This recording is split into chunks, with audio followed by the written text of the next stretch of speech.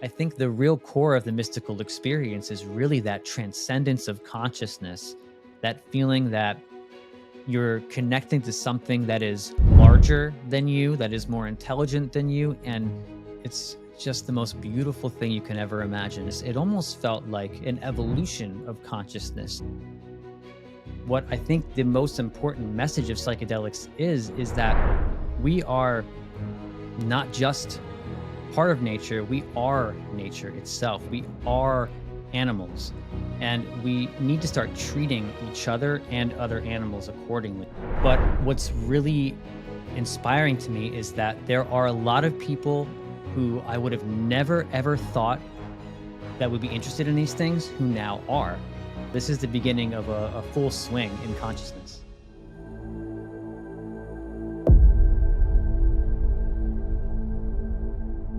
Hi, and once again, welcome to the Blue Morpho Podcast. I'm Hamilton Southey, your host, and today I have Josh Leonard on with us from the Pursuit of Infinity podcast and many more exciting adventures. Josh, thank you so much for being here with us. Hamilton, thank you so much for having me. I'm happy to be here. So we did a podcast together, and really we're covering on psychedelics and plant medicines and my own journey. And today I would like to flip it to really understand more about you and your background and what led you into podcasting. So let's start there.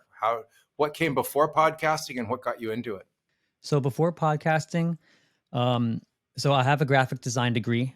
Not using it professionally right now, but it did come in handy dramatically with the podcast, doing all the art, the logo, and all that stuff. But before podcasting really came my psychedelic use and my interest in psychedelics, which started in about 2015, 2016, when, you have these tumultuous presidential elections with, Bernie Sanders, Hillary Clinton, Donald Trump, and all of these polarizing figures.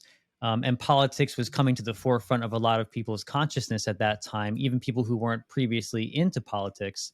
And I started to notice through this that the systems that we kind of adhere to and were brought up in don't seem to be the right systems for progress and moving forward for human evolution, in my opinion. So I started to explore topics like consciousness. I stumbled upon a book called Biocentrism by a man named Robert Lanza, which essentially was like a scientific theory on consciousness being fundamental as opposed to space-time and the physical materialist paradigm that you often see in science. So this was sort of my venture from absolute atheism to what I am now. So after doing some research there, really falling into a lot of research with science and, stuff that I could verify, or that other people could verify for me via the materialist paradigm, I started to venture into some of these psychedelic and spiritual gurus. I stumbled upon Alan Watts and Terence McKenna, Ram Dass, and Terence McKenna was really the one who struck me deeply. I heard him speaking about psychedelic mushrooms as a way to break these paradigms that I was so viciously trying to escape. And when I really tried psychedelics for the first time, mushrooms were my first venture. The rubber really hit the road there. And all of the experiences that Terrence had been claiming and that all these people have been talking about really came to fruition for me. I wasn't much of a drug person before that. Like in high school, I was pretty straight edged. But I didn't really do any drugs. Marijuana was pretty much my first drug. I've never done like heroin, cocaine, meth, any of that kind of stuff. So there wasn't really a base foundation of doing drugs for pleasure or in a party setting. So when I approached mushrooms, it really was with the foundational understanding that these people were putting across, like Terence McKenna. And as I said, the rubber really met the road when I started to experiment with them and had some of these amazing, profound experiences. And psychedelics were such a powerful paradigm shift for me. They changed everything. As I had mentioned, I was a staunch atheist. I was the kind of person that if you couldn't verify it via scientific papers and books and things like that, I didn't think it was real. I really liked to argue with people on the internet, especially religious people, because I was an atheist and I really needed that external verification, because I wasn't able to find it within myself. I wasn't secure in my own beliefs. And I didn't know that at the time, but taking psychedelics really helped me to broaden my understanding of what reality could possibly be.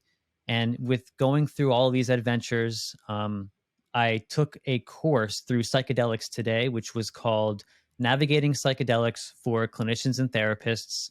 And at the end of that, there's what they call an integration project. So what you do is you go through the class. It was 8 weeks of Zoom meetings and discussions, and then at the end, you take all of the information that you've gathered, everything that you've learned, and you sort of put that into practice, whether it be through a piece of art or a plan moving forward.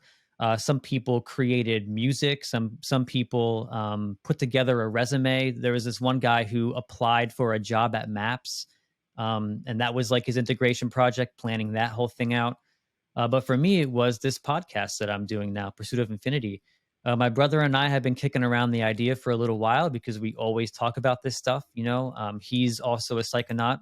And so, as part of this project, I planned out the entire thing, the structure. I put together a whole bunch of names. I think I had like 12 names and a few accompanying logos for each of those names. And I put that out into a presentation, and I asked the group of classmates, to vote on which one they thought was best, both name and logo. And Pursuit of Infinity was the one that won.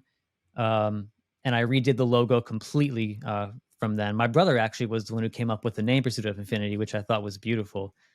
So yeah, it pretty much stemmed from my psychedelic use, and then this class really helped me to like ignite that fire under me, the creative fire, to go through with creating something and putting myself out there in this way. That's amazing. I love this idea that you had such a transition in the way that you think from having these visionary experiences.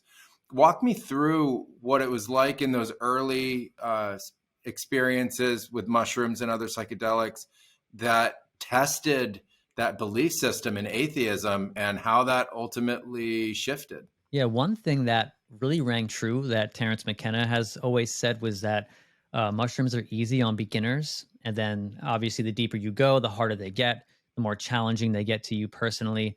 And the initial experiences were very, very joyful, amazing experiences of oneness, interconnectedness, but also impermanence as well.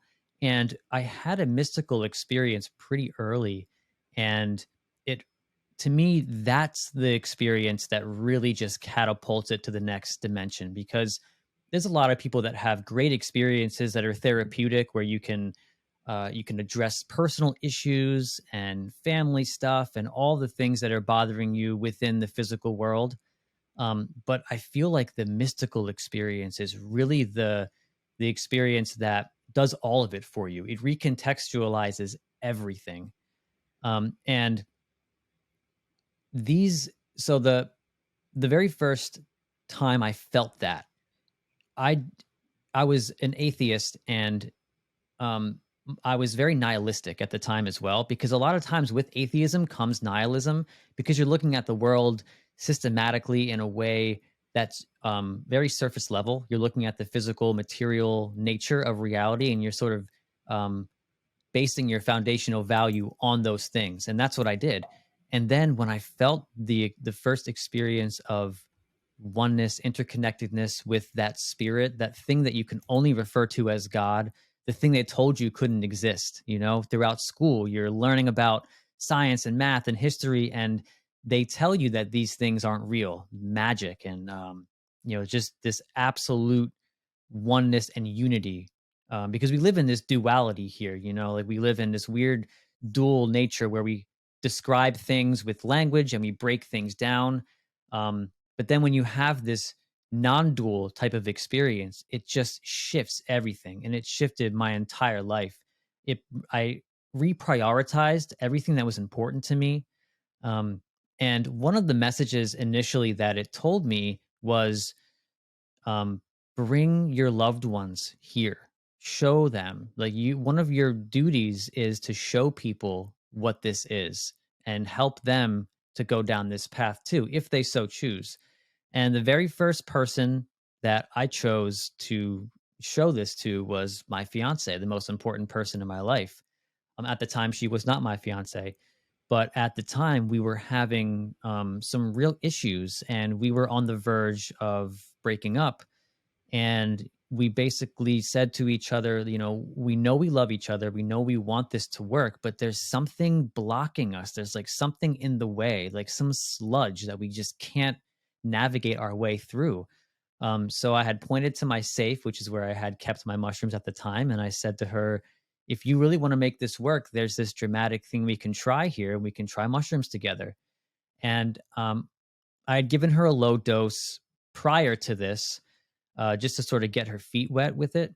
But there was no profound mystical type interconnecting experience for her. It was just like, the floor turned into worms and the walls were breathing and all that stuff, which is fantastic. But when we took them together for the first time, it was 4 grams dried, which is a substantial dose.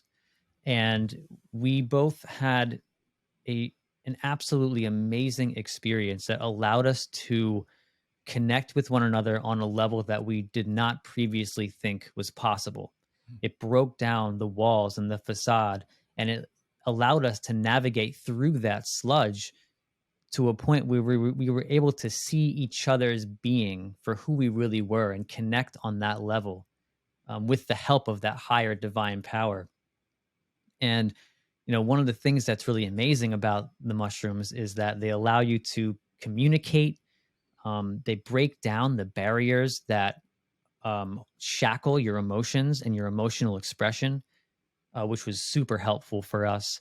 Also, just I remember she had said to me during the experience, "I can't believe my mind is capable of this." And I thought, yes, absolutely. That's one of the most amazing first experiences to have, is like this notion that your mind is not just this wetware of neurons. Your mind has a divine connection to something greater. And when you really feel that, it changes everything. And it changed everything for us as a singular unit, as a couple ourselves. And we have been just flourishing ever since then. We pretty much say there was like two parts of our relationship: before psychedelics and now after psychedelics. God, it's unbelievably beautiful. Uh, the part that stands out for me in that is how you said you had a 4 gram dose of mushrooms, and you guys go into this experience, and then you move through the sludge. What was moving through the sludge in that experience actually like? I love the idea that you two together come together to have a therapeutic session with a plant medicine to work on something in the relationship that requires an altered state of consciousness. You can't solve the problems that you're having in the state of consciousness in which, when you're having the problems and approaching a solution. So you decide to go to a plant medicine to ask it for support. You know that it has the potential to provide it. And you start to go into the experience and you transcend what people think of when they put psychedelics in a box or they put plant medicines in a box. You move past this idea of the floor becoming something else or the walls breathing, et cetera. You move into an altered state that has a real purpose associated with it. It moves beyond kind of the hallucination into something of a shift in consciousness that's really purposeful. And in your case, it's healing, and it brings the two of you together. So in that process, what is it really like to go through that sludge part? Well, before you get to the sludge part, the come up is definitely a difficult experience, especially when you don't really know how you're going to act, how you're going to react with the person that you're with. But then when it starts to come on, um, the moving through the sludge part of it is breaking the paradigms that you thought were in place. And like you said, going to a plant medicine that, under our current culture is very taboo. You're told that there's no way that this stuff is medicinal. It's going to rot your brain. People just use it in party settings. And when you start to allow the substance to do its work on you and you submit to it fully and you surrender to it, what we experienced was the what I call, like, what I was calling the sludge. It's like the walls that we put up, ever since we're young. We build these walls brick by brick by brick according to our experiences and our traumas, and they're so deep. And when you realize that that you can just push that wall over with a single finger, it's not powerful. It does not have power over you, and you discover who you really are.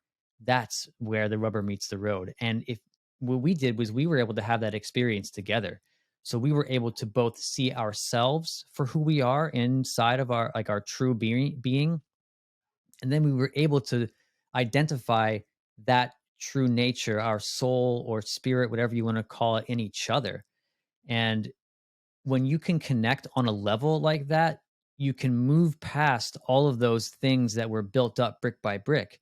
And it just allowed us to communicate in a way where there was no judgment, where we were able to share our true feelings without feeling like there were going to be dire consequences. This notion of fear is is a big part of it. We're afraid of everything in this culture. Every little change, every little shift in idealism or paradigm, we feel like is going to crumble the lives around us. And I think that fear really holds us back. And really, that fear is like the hardened concrete in between each of these bricks. It holds it all together. And when you can dissolve that fear, that's when you really can just push that wall over and realize that, we can connect on this level where there's no judgment. And also, a big aspect of it is sharing in the experience of the divine. That is so powerful. I mean, having a divine experience by yourself is just life altering. But when you're able to share that with the person that you care for and love most in the world, it changes everything. It reprioritized our relationship as number one. That was, I think, an important part of it was our priorities were all messed up. I've heard Joe Rogan, he compares it to like a computer desktop, where all of your folders are jumbled, the files are all over the place. And that's like what it was for us. And this experience helped us to put all the files into folders, clean up our desktop, and that very first position, the top left corner, it wasn't the recycle bin anymore. It was our relationship. That was the folder that was at the very, very top. And ever since then, it's been that for us. We've prioritized each other and each other's happiness and fulfillment over everything. That's amazing. Walk me through the experience of the divine, the experience of God. What is it like to have, for those who've never had this kind of experience, a firsthand encounter with the divine? It's just the most beautiful thing you can ever imagine. And I'll invoke another one of my experiences that I had at one point. So, what happens, and this is like the classic ego death or ego disillusion that a lot of people speak of. I had in my visual view a tapestry. And as you know, a tapestry is made up of a bunch of quilts that are sewn together. And each of these quilts in my visual field were a representation of something or someone that I associated with the definition of myself and who I was. And bit by bit, I could see the threads unwinding. And each of these things were just flying off into the abyss, into absolute darkness. And it's difficult when you see these things you define yourself as sort of go away. You have to surrender to that experience and allow these things to go.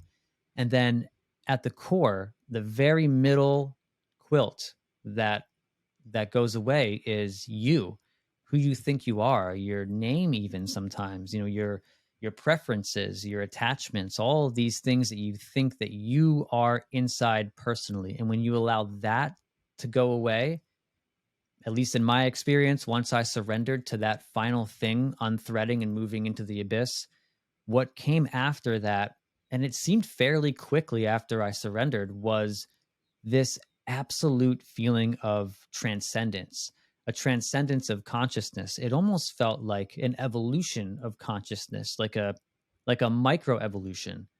Um, and the reason I think it feels like that is because you're connecting to the universal absolute intelligence of spirit, of the universe, of cosmos, whatever you want to call it.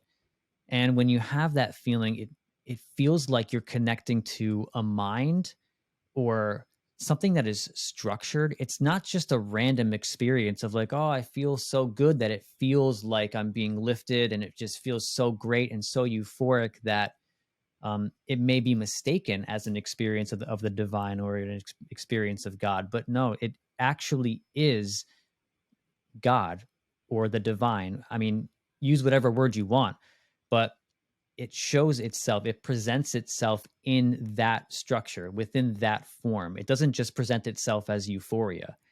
And to me, it was so amazing because you can speak to it and it can speak back to you. You can ask it questions and it shows you things. Sometimes it speaks in English to me. Sometimes I will get messages of like, you know, this is what the answer to the question is. But usually it's like a feeling. Like actually my most recent mushroom experience, I was able to get to this place where I was merging with the divine, with all of consciousness, all of nature, everything. And it like gave me this little wink and it said like, ask me anything, ask me any question. This is a Reddit AMA or something, you know?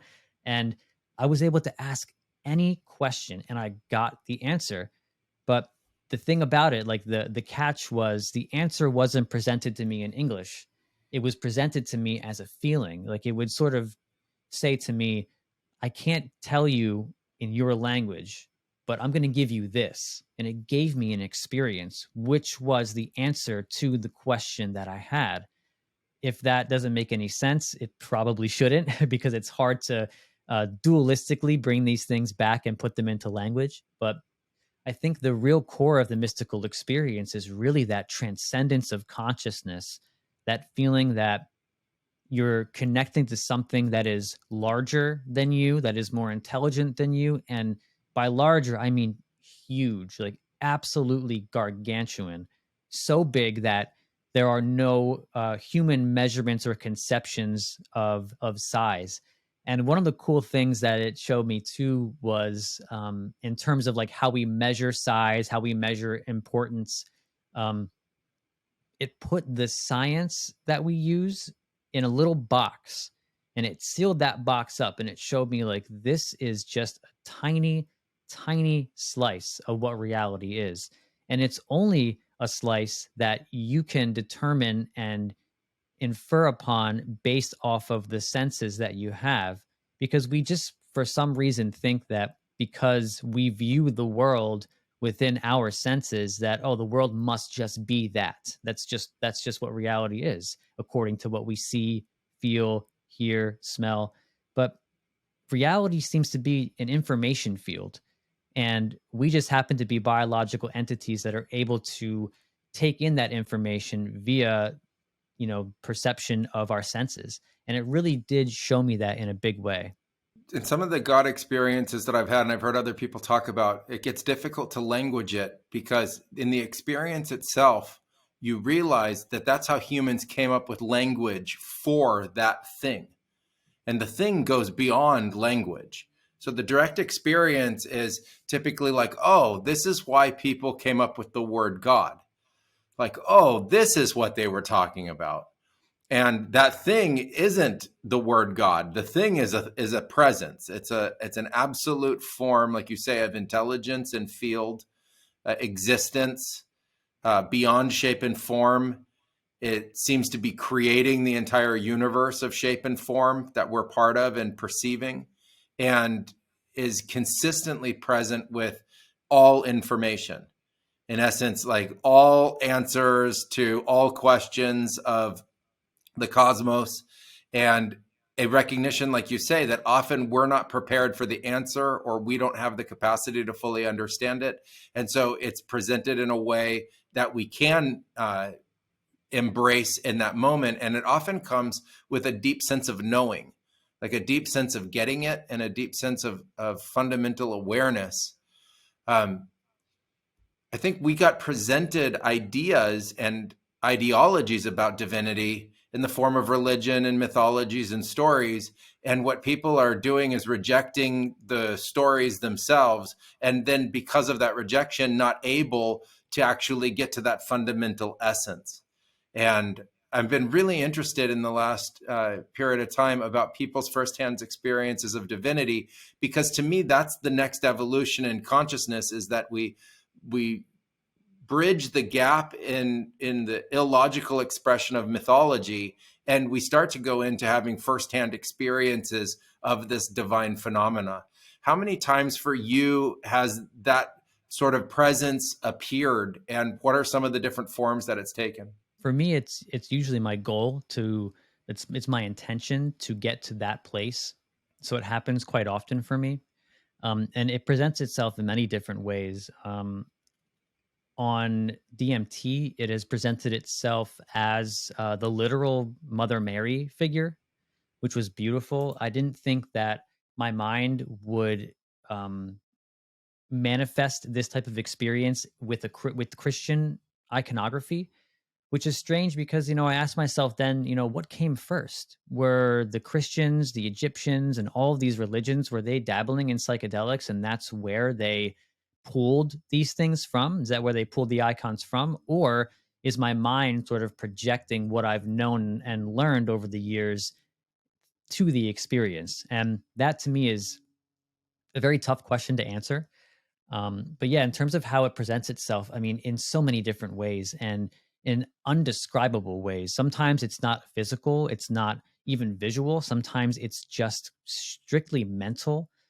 Sometimes behind closed eyes, when it takes on certain shapes, these shapes seem divine.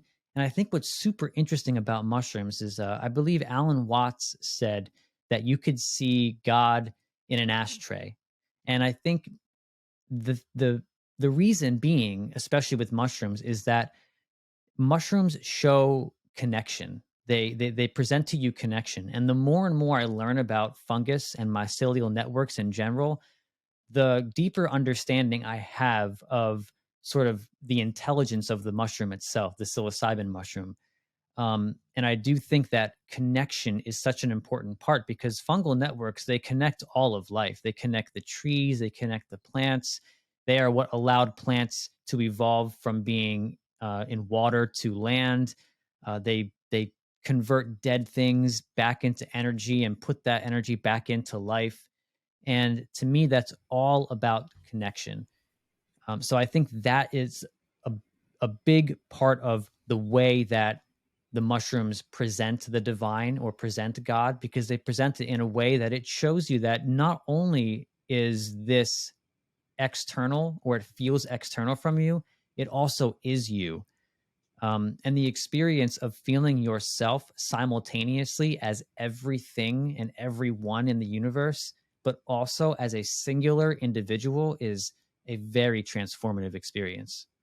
Yeah, I've thought of that experience as in, through, and all around, as a way to try to describe it. This divinity and the principle of it is in, through, and all around. And I always thought of the two teachings around, you could find God anywhere.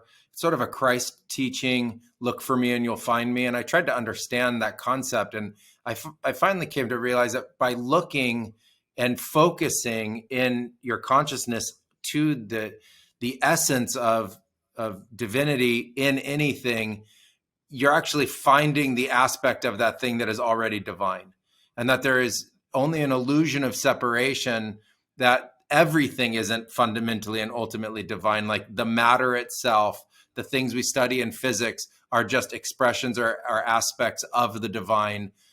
Anything in the universe, anything in the cosmos is part of that. And I started to think of framing the universe, instead of like the astral picture of galaxies and stuff like that, which I believe exist, but the whole dimensionality of the universe in a sense as an aspect of God's body. Like if God were going to have a body, the whole universe would be it. I have a body made of trillions of cells and a bunch of microorganisms.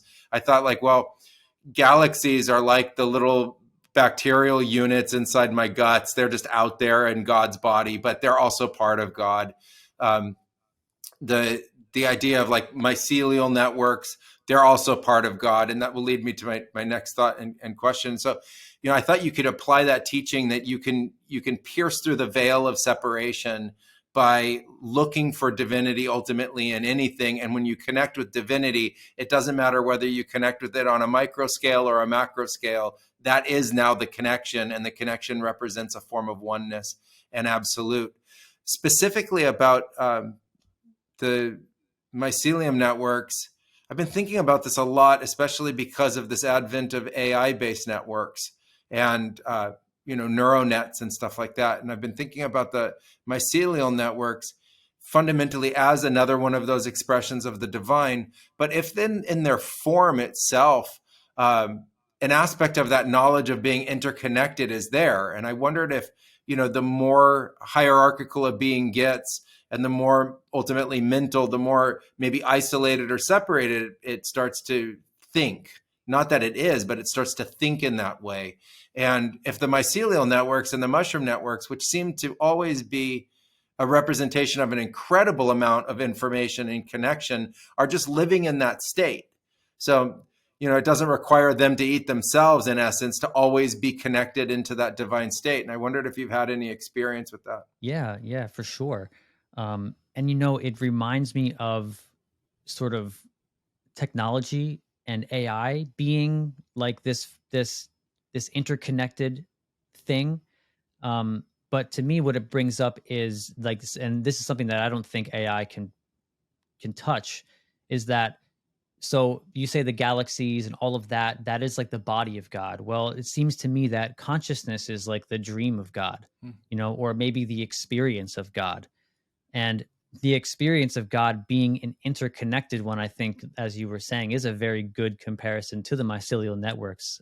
It gives us life. It gives us everything. In the Eleusinian Mysteries, I think it was Cicero who said, which, if anyone doesn't know about the Eleusinian Mysteries, they were basically a psychedelic rite of passage that all of the ancient Greeks went through. Socrates, Plato. And Cicero, I believe, said that life without the mysteries is unlivable. So I love that because, and, taking it sort of back to the mycelial networks, it's like we don't have life on the earth without the fungal networks that are under our feet all the time. And I think the metaphorical version of not having life without the mysteries is like not being able to live a fulfilled life that is sustainable without the connection to spirit, without the connection that these psychedelics give us. Through your experience, how do you define spirit? I like to define spirit as almost synonymous with God, but I feel like it's more synonymous with soul because it's almost like, we'll say it's in between soul and God. Like soul is that individual part of yourself that is the embodiment of God. God maybe can be defined as like the external part of, the realm.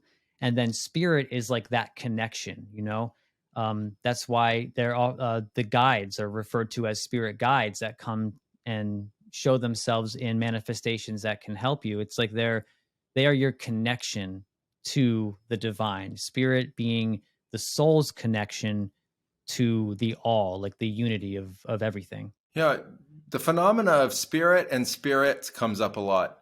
And a lot of people are also, as they're, getting more into this, referring to ideas of entities and other kinds of encounters. Some people have mentioned what they think of as extraterrestrial experiences. For you, what kind of things would you classify as spirits that you've encountered on these journeys? Well, they call them like entities as well. The entity that I had mentioned earlier of the Mother Mary, I felt like that was a direct encounter with a spirit guide because it felt as if she was literally guiding me through this newly found area because this was the first time I'd ever smoked DMT, and it was almost like a welcome party for me. She was just giving me all this love, and she was in my visual field directly in the center, and she wouldn't leave my visual field. And obviously, like physically, I'm just out, I'm still. But in my visionary field, I am moving throughout this structured 3-dimensional space, and she is guiding me through it, always in the center of my vision, always feeding me love and welcoming energy. Um, and then I've also had experiences where it presents itself as like an entity that is strictly shape or strictly geometry. And again, as Alan Watts said with the ashtray, it's like you can see the divine in everything. So, I've also seen like classical Shiva type 4-armed like Hindu gods. And it's just amazing, and it really does bring me back to this question of like, which came first? Are we going into these experiences ever since ancient times and concocting all of our philosophies of religion on what we're experiencing there? It reminds me of a quote that I bring up a lot on my podcast. Ram Dass, he had said that spirituality is like a gigantic mountain, and each person is positioned at a different spot at the base, and we all are taking our paths up to the top. And when you get to the summit, you're intermingling with Christians and Jews and all kinds of different spiritual eclectic people. And the magical part about it is that you're intermingling with them, and you can't tell who took which path up the mountain. We're all just pointing to the same summit. We're all trying to get to the same place. Yeah, I wondered if you thought very much like the stoned ape theory of Terence McKenna, if the ancient philosophies were ultimately formed out of people taking psychedelics and having these experiences and then, communicating about them or writing about them. Yeah, I mean, the experience is so profound that it's the only thing that I can think of that's powerful enough to catalyze language, to catalyze evolution, or at least to help, because of course they say that the energy of the brain and body that went into like breaking down raw food was a big part of why we weren't able to evolve as quickly as we did when we discovered fire and began to cook our food. Therefore, more energy was able to be put to the brain for uses like, problem solving and, language creation and things like that. But it does seem like this had a role, especially because, as I had mentioned earlier, it does feel like some sort of an evolution of consciousness. It's not just an experience of the divine or experience of absolute euphoria. It does feel like something in your consciousness is moving to a level that is on a higher transcendent scale than what you previously were. And even if you look at the aftermath of people having these experiences, like I feel like I'm more evolved spiritually, emotionally, physically than I previously was. Not that I get caught in this notion that I'm more evolved than the guy down the street that's not taking psychedelics. I think that's the wrong message, because along with the message of the evolution of consciousness, I did receive a message that psilocybin mushrooms, ayahuasca, DMT are not the only ways to achieve this. There are multitude of ways to get there. Yeah, in consciousness, I've recently had a number of experiences that make me think that before there was the physical, biological, consciousness was evolving. And beings that we think of in mythology, like these, polytheistic gods, these other kinds of spirit forms, and very potent, important players in our collective understandings, collective mythologies around the world, were already there. Maybe even there before Earth ever even formed. And it seemed to me like people were consuming different kinds of consciousness enhancing plants and or doing consciousness enhancing activities like yoga and meditation, but very deep practices, not like a weekend exercise experience, but really, really deep consciousness altering nature of practice that takes you into a visionary state, and actually then interacting with these beings and then writing philosophy and writing teaching from them and ultimately codifying that. But it seemed to me like, the Roman gods, the Greek gods, the not only archetypally expressed, aspects of humanity, but we're actually representing huge expressions within our consciousness, and something that people were tapping into. And, over the years, I've had different attitudes about the idea of where these plants would have fit into our evolution. But fundamentally now, I just think that we, as going into ancient history, way back in time, original evolutionary history of humans, we were probably consuming everything that we could find, and learning from, experiences of watching kind of what happens, like our own personal experimentation, finding out what was poisonous, finding out what wasn't, and also finding a number of these different kinds of substances that were ultimately extremely altering and allowing us to tap into much, much deeper expressions of our consciousness, and then tying into those kinds of entities. One of the reasons why I think of it is because I've interacted with different cultures around the world, and here in the Amazon, having very little contact, with the rest of the world, see through their visions very, very similar entities and beings. Not exactly the same, but many of the beings that are found within the Amazonian mythology look exactly like the beings found within the Eastern philosophies.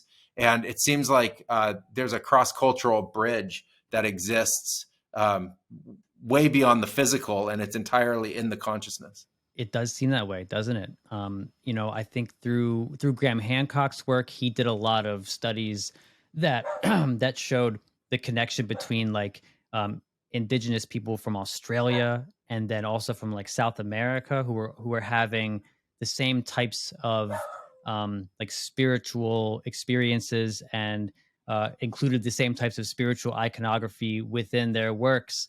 And I mean, at the time, they were unable to beat each other. I mean, this was, thousands and thousands of years ago. We weren't seafaring at the time, and it's amazing. And I think it does interweave itself into the evolution of consciousness and the evolution of the human, for sure. Absolutely. In my experiences, I feel more and more like we're moving beyond the idea of my consciousness, your consciousness, his consciousness, her consciousness, and we're more like nodes, and there is consciousness. And we filter through our senses in unique and various ways, but we're all part of something that's in psychology referred to as like the collective consciousness, and that is actually a much more powerful presence than I was aware of, younger in my life, like many years ago. How have you been experiencing this idea of tapping into something that seems more collective? Well, I think the most important part of realizing that interconnection of the collective is, I mean, just the way that we treat each other. Um, Previously, as I had mentioned, I love to argue with people. I love to externally verify things. But what I've learned as a result of psychedelics is this notion of compassion. And I think compassion is, and love itself with a capital L, are the foundations of consciousness and the foundations of reality itself. And I think fundamentally it shows you that. And through your connection to everyone else, it's like that, treat thy neighbor as if they were thyself, the classic Jesus quote. That I think it's the key to everything. It's a symbiosis. These things, they promote symbiosis. They promote teamwork amongst people, and amongst not just people, but all species, all animals. And they present this issue of the Gaian hypothesis to me. It really, really hit that home for me, of the intelligence and the interconnection of the entire planet as one biosphere, as one sort of cell in, or one node, as you were saying, of God, of consciousness, of the divine. And this thing, it grows on its own, and it births us.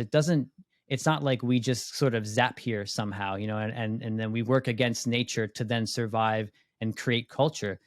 What I think the most important message of psychedelics is that we are not just part of nature, we are nature itself. We are animals, and we need to start treating each other and other animals accordingly. makes me think of like zoos and SeaWorld and things like that, and the way that we study in our science. We try to be as like less like we try to be least invasive as possible, but it's impossible with the way that we do things to not be invasive and to not promote environmental destruction and all of these things. Right now, there's a huge psychedelic renaissance taking place. Maybe the biggest movement in psychedelics in history. I would think it is. There's more people than ever, 7, 8 billion humans, and a massive movement around people experimenting and having these experiences. What have you seen in the last years in terms of that transformation? And if these are the universal teachings that people are getting, how do you think that that ultimately impacts on ideas around climate and environment and recognizing us in a more fundamental, truthful way in the mammal form that we are, et cetera? Well, one thing it's definitely showed me with interacting with people on like sort of the quote unquote outside is that we really are in a very deep state of sleep. It seems like as a culture, we have a lot of work to do and a long, long way to go. But what's really inspiring to me is that there are a lot of people who I would have never ever thought that would be interested in these things who now are. And I think an important part of that is, as we had mentioned, it's really difficult to explain these things to people. And I've tried. There's definitely good and bad ways that we can go about using language to describe these experiences and what they do for us.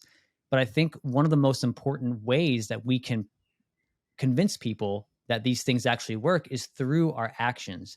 If they can see the results for themselves, if they can see an absolute transformation in someone, and then they ask, oh, what is this a result of? What did you do? What work did you put in? And you say, well, it started with a mushroom trip. And they say, huh, really? A mushroom trip? Oh, I've heard about that. I heard they're using that in some clinical trials. And with the support of those clinical trials, with the support of the science now, because that's the religion of the time, people are really starting to catch on to what is going on here. And it feels interesting because it does feel like we're on some sort of pioneering journey, like we're the early adopters of this new renaissance.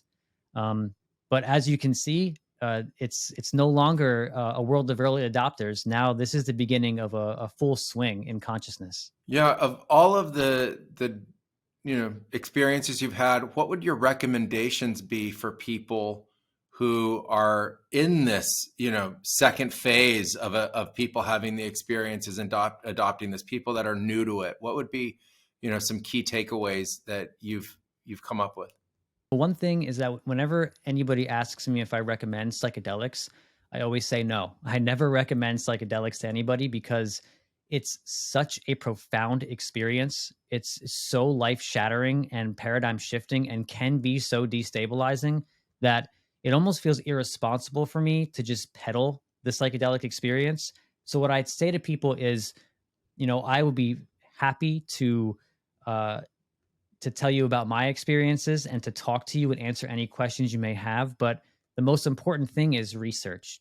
Do your research, get involved, because at absolute least, if you extensively research psychedelics, you will be introduced to ideas that are going to shift the way you think about reality.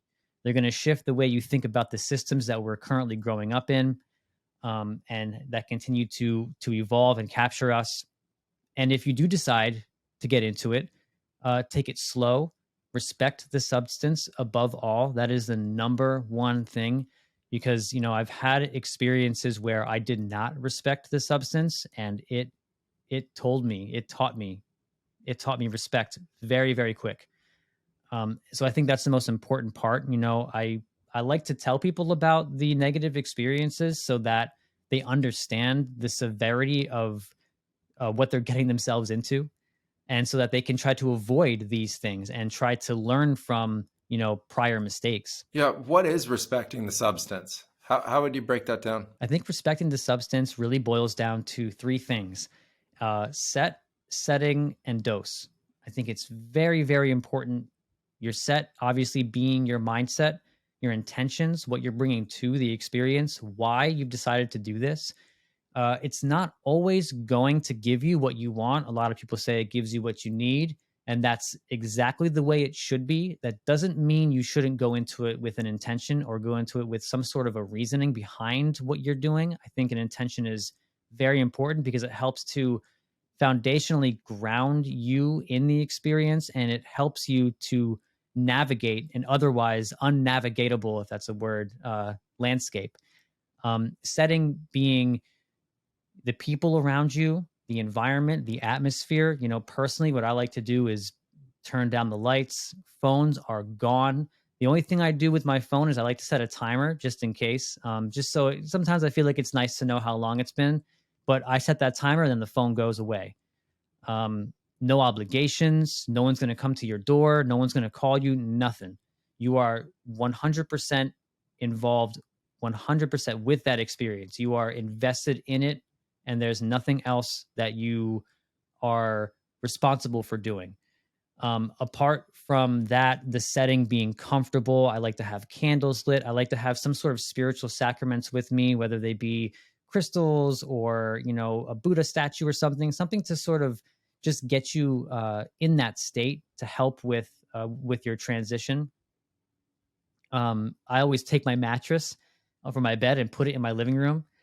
So there's pillows everywhere, there's blankets everywhere, candles lit. It's just a beautiful, inviting environment. And then a lot of people sort of don't really talk about the dose much, but I think the dose is super important, especially when you're talking about mushrooms, like with dried grams, because the threshold is very different. Each experience, according to dose, is very different. I like to say like maybe a gram to 2.5 grams dried is like that basic experience of like walls breathing, colors being like more vibrant. You're able to sort of see things that you wouldn't normally see in your physical reality. The stimuli that are outside of you are really interacting inside. You're feeling your environment, and you can have fun and relax and laugh and love. And then, the 3 gram to 4 gram is really, really hitting it hard. Like you're starting to venture into that divine realm. You're starting to venture inside your own soul and your own spirit. But at that level, I like to think of it as like you're put underwater, but you can come up for air if you need to, because the dose isn't so insane that you lose all control. You do have a bit of control of, where you are. You can ground yourself and come up above water. And then when you do like 5 grams plus, that is, you're put underwater, the surface is sealed. You're not getting out. You're in the experience. It's going to take you where it wants to take you. And that to me, that's where the real stuff is. I mean, it might sound a little elitist or something, because some people say like, oh, if you're not taking 10 grams, you're not doing it right. I don't believe that. I think that 5 grams plus, that heroic dose, it's a very important threshold to understand, but everyone's different. People have different affinities to different substances. Their tolerance might not be the same as everybody else. It has to do with weight as well. So there's a lot of factors, but I think really honing in that dose is super important too. Yeah. When we talk about dose and we talk about these substances, especially for people who don't have a lot of experience with it, the first thing I think is important is to not compare it to anything else. You have to treat it like, I don't know what this is. I can't use pharmaceuticals as a way to compare. I can't use alcohol. I can't use tobacco. I can't use coffee. I can't use anything else that's been mind altering in any kind of way to be able to understand this thing. And there's such a variety of potency amongst the different kinds of psychedelics, and then the different varieties of each psychedelic. So mushrooms has now an unbelievable number of strains, and there will be more. Same thing with cannabis. There's an unbelievable number of strains. And then there's also different preparations. And so I think you're right about the importance of dose and really learning with the dose. I've always thought with mushrooms, especially if you don't know the batch and the supply, to always have what would be a micro dose first. Literally have the tiniest amount, test it to see how your body even reacts to it before you go into a visionary experience with something that's completely new. You want to see that physiologically, biologically, you just digest it well, that it's not any kind of, there isn't any extra strain or bacteria in there that could be poisonous in any way. There's nothing, negative. It's clear, it's safe. It's kind of like a test for it. But I agree with you. There's doses that are much more surface level, and they allow you to have a more psychological experience and a kind of a cursory understanding of what that is.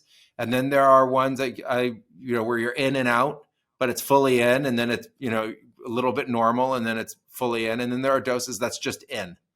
And I think people need to build up to that, because it's another state of consciousness to be in. It's like a different waking state. It's a different lucid awareness form of consciousness. And you need to have already learned, I think, some navigation skills. Like a navigation skill could be like, I get scared. How do I calm down? I see something dark. How do I go to my heart and find the light again? I encounter something with somebody else who's there, who moves to a state of fear, and I feel like it's now encroaching upon me, and I don't feel comfortable in a place to be able to handle that. What do I do? How do I find my own ground in my own place? I think we can learn those basic skills on the lower doses so that we actually have them available to us when we then experience a higher dose and start to tap in with things that are much more profound. And I think taking it slow is really important, that we understand that this is something that we learn. It's not something that we just go and do. And I fundamentally would not treat any of the sacred plants or visionary plants as a drug experience. I would not think I'm going in and taking a drug. I would think I'm going in and having an experience that's incredibly profound, like you mentioned, and wanting to ensure my safety and a positive outcome associated with that experience. And there are enough negative stories out there about what some people have gone through to understand the importance of it. But I think that that's also part of mindset, to get out of the Western drug culture in its entirety, get out of the recreational drug culture and get into the opportunity of a sacred experience and understanding the importance of what that sacred experience could be. And I really like how you describe how you set up the space to really minimize any kind of variable that would be disruptive to whatever comes up for you, while having that experience and treating it with a tremendous level of focus. Yeah, because I do find that the more you allow the external stimuli to sort of grab hold of your consciousness, the harder it is to surrender to what the mushroom or any psychedelic is trying to show you. Of all of the psychedelics you've taken, you talk a lot about mushrooms and a little bit about DMT. What other kinds of psychedelics have you journeyed with, and what kinds of experiences did they provide? My main substances are mushrooms and DMT. I've only tried LSD once, and it was a beautiful experience as well. But I just prefer mushrooms for some reason. They call me. They speak to me more. And DMT is something that I'm just starting to really dip my toes into more heavily. And another aspect I think that's super important too is knowing that it's okay to not do the substance. Some people, like, if they make a plan, they feel like they absolutely must go through with it. And I think that is important in terms of, like, if you're going to go take an ayahuasca journey, if you're going to travel to Peru and you're going to commit yourself to a 5-day retreat, I think that it's very important that you overcome your fear and you work through it to participate in the experiences, because especially with ayahuasca, like, it really, with each experience, as you obviously know, it wraps itself up sort of by the end. So even if it feels like you shouldn't go into the next experience, it's likely that you should. But if you get mushrooms or you have DMT or something and you're at home and you plan an experience and it just doesn't feel right at the time, it's okay to not do it. It's okay to back out, because there's no rush to me. I think of it that way. There's really no rush. These things will be there. They were here long before us, and they'll be here long after us. And again, I think that's part of the respect of the substance, is making sure that your set is perfect. And if your set isn't right, your mindset's not right, it is okay to not do it, in my opinion. Yeah, I really like that idea that you can, cancel, that you can just walk Mhm. away from it and not have to do it. I don't see any reason to think that you, just because you're scheduled, you have to participate. I think more importantly is you adjust your experience to your needs, and you treat these as medicines that have a potential and a high probability of bringing something very positive to you. And so you always want to put all the odds in your favor. You want to put all the variables in your favor. And if you're not feeling it, definitely don't do it. You can take a day, you can take a week. It doesn't really matter. And same thing with dose. You can think about what kind of dose you're going to have and gear up for a really big dose because you think you're going to push a boundary and get there and realize, no, it's not necessary. And I've been hearing a lot of people who are real psychonauts saying that, especially recently, that some of their biggest experiences actually came from smaller doses. And that it's okay to explore in those realms because it's more about the consciousness than it is about taking the substance. And to think, to get into that mindset, I think is supportive of the quality of experience you're going to have. In terms of the mushrooms itself, what kinds of mushrooms have you worked with? Have you worked with a lot of different varieties, or is it the same kind or the same strain? Usually, the psilocybe cubensis. I've dabbled with golden teacher, B plus or B positive, as it's called sometimes. Treasure Coast is another strain. Um, but usually it's those cubensis mushrooms. One that I would like to try soon would be the albino penis envy mushrooms. I've heard some great things about those. But yeah, mostly it's been the cubensis for me. And what's the difference for people who've never done this? What's the difference between one strain and another? To me, there's not a whole lot of difference between the cubensis strains, whether they be, golden teacher, treasure coast. I mean, the common internet phrase is a cube. And I think that that's pretty true. I think what really determines the potency, the experience itself, and the differences are from grow to grow. They're going to change. Potency is going to change. The visual experience is going to change. Like sometimes there would be like a particular batch where the visual part of it was really, really pronounced. Other batches where the visuals literally go away. Like everything looks exactly as it is, but the experience is all mental and all inside, which is super interesting to me. So I really don't think that the strain matters too much. A lot of people will say they do, and the same with cannabis. I think with cannabis, the strains do matter more because the potency is very different from strain to strain. If you have a dispensary in your area, you can see that each of the cannabis strains have their own percentage of TAC and THC, so you can really hone it in. But with psilocybin, it's a bit different. Being harder to test the potency of psilocybin mushrooms makes that a little bit more of a toss up as well. But yeah, I don't think there's too much of a difference between the cubensis mushrooms. That's fascinating. For me, it's really interesting to think that if they're coming kind of from the same family, that there's a lot of similarities between them. I've been researching more about the different the way other people describe the experiences or the qualities of these different kinds of mushrooms, and the penis envy ones come up a lot. Uh, a lot of warning signs out there and stuff like that.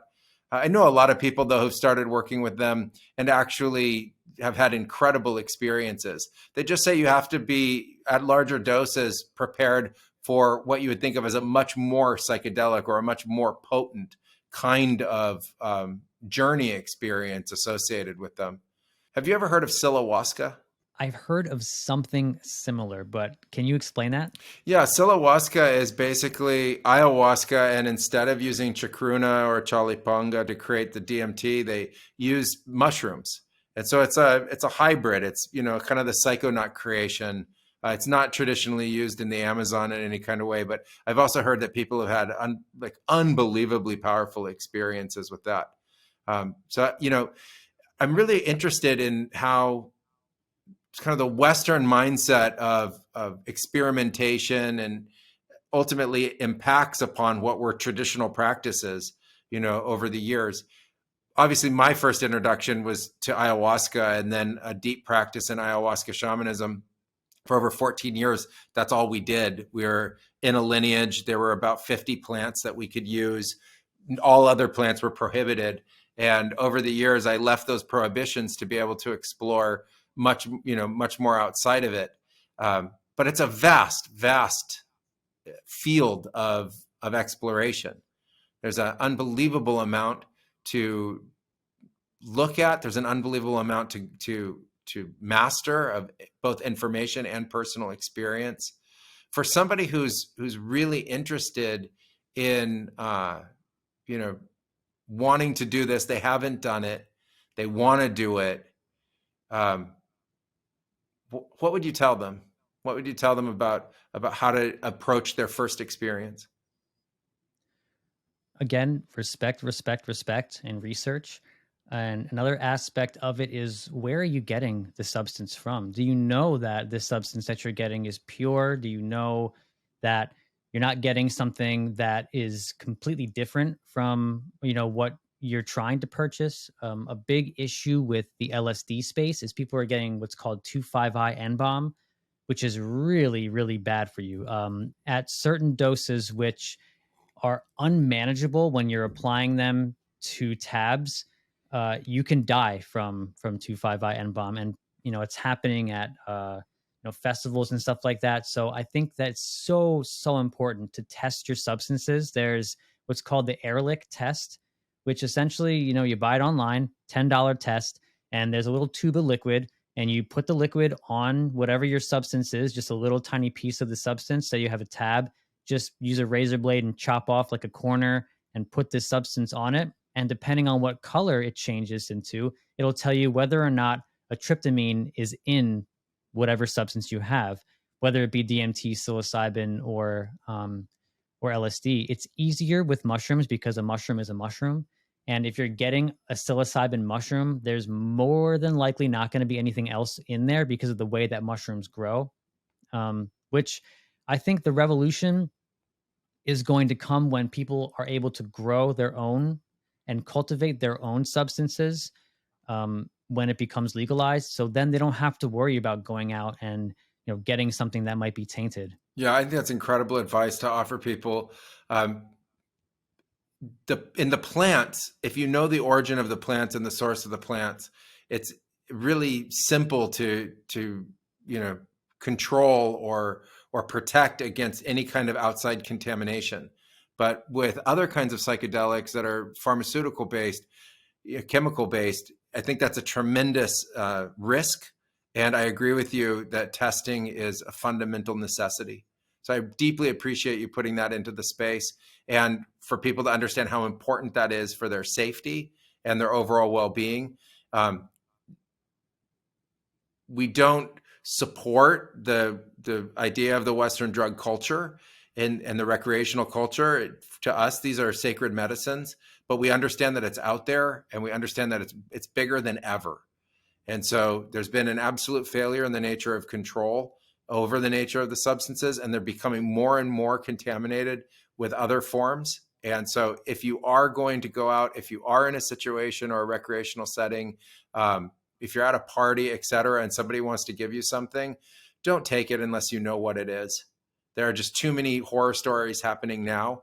And I really want to protect this growing movement of positive use of psychedelics from all of the negatives that we've already seen over the last 30 years. This is a tremendous opportunity for these medicines to get the real respect that they deserve, both as medicines and, in the people's experiences like you, really having your relationship blossom because of the ability to have the sharing of these experiences. And, that's quintessential healing in the form of plant medicine that's been around for thousands of years in traditional cultures. And I think it's an opportunity for our own cultures to finally be able to embrace that kind of transformation and healing. And we know we need it. And so please help, protect the burgeoning psychedelic space from those kinds of cross contaminations. And it's, I think, all of our collective responsibility to provide safety. And so, Josh, I really appreciate everything that you've spoken about on those topics. How should people get in contact with you, find your podcast? So the podcast is called Pursuit of Infinity. We're on all of the podcast networks. You can go to pursuitofinfinity.com and you can contact us there. We have a section where you can fill out a form and it'll directly email us. Our YouTube channel, youtube.com/@pursuitofinfinity is up and running too. So you can go find us there. And Hamilton, I really, really appreciate everything that you presented today and your openness and just for having me on the podcast today. It's been great. Yeah, thanks, Josh. I really appreciate you coming on the Blue Morpho podcast, and I look forward to many more and a lot more conversations and explorations as we go into the future. Thank you so much. Have a great day. Thanks, Hamilton.